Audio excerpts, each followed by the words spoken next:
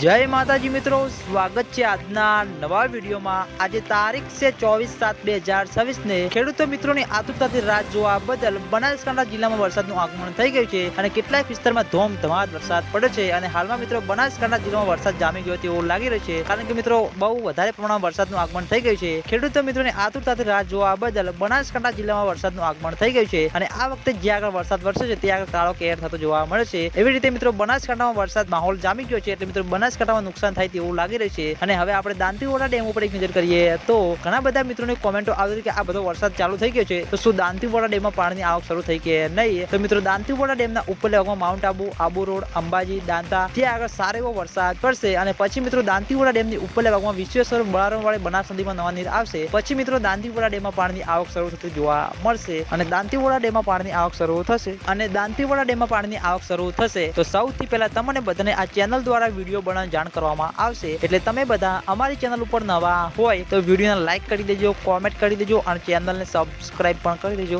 જેથી કરીને અમે Dantiwada dam, Sipu dam, Mukteshwar dam અને બનાસ નદીના તાજા અને લાઈવ સમાચાર લઈને આવીએ તો સૌથી પહેલા તમને બધાને ખબર પડી જાય। તો મિત્રો જય માતાજી।